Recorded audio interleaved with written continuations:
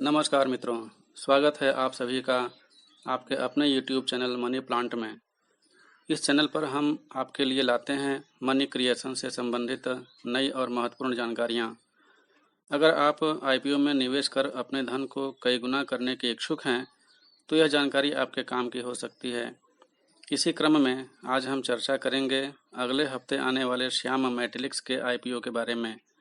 यह IPO 14 जून को खुलेगा और 16 जून को बंद हो जाएगा। श्याम मेटालिक्स का शेयर प्राइस बैंड 303 रुपये से लेकर 306 रुपये के बीच होगा।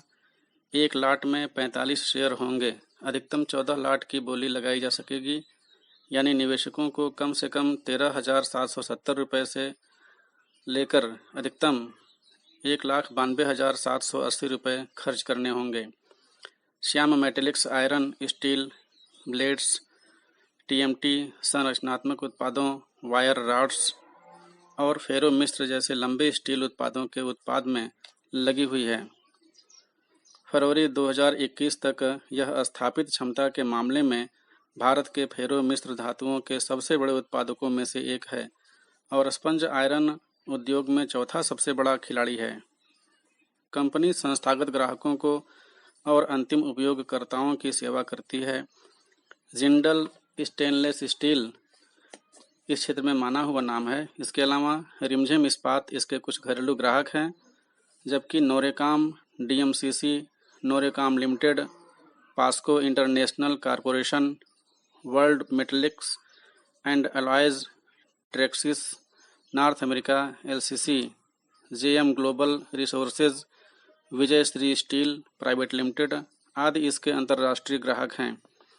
कंपनी ने भारत के अंतर्गत 13 राज्यों और एक केंद्र शासित प्रदेश में अपने उत्पादों की पेशकश करने के लिए 42 वितरकों के साथ साझेदारी की है।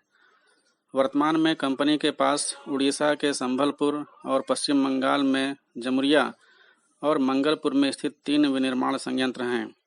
31 दिसंबर 2020 तक इसकी विनिर्माण इकाइयों की कुल स्थापित धातु क्षमता 5.71 मिलियन टन प्रति वर्ष है।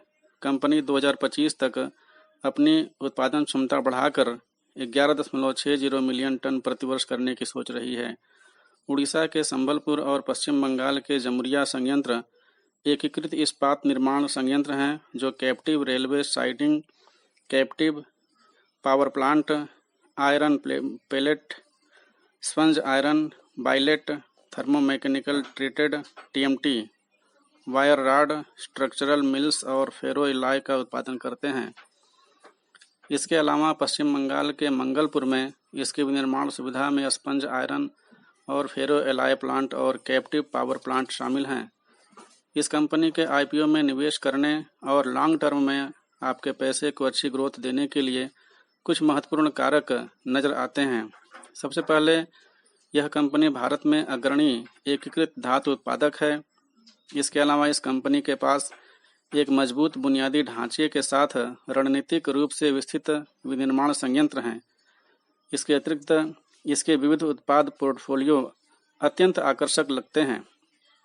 कंपनी में लगातार पिछले कई वर्षों से अपनी वित्तीय स्थिति में मजबूत प्रदर्शन किया है।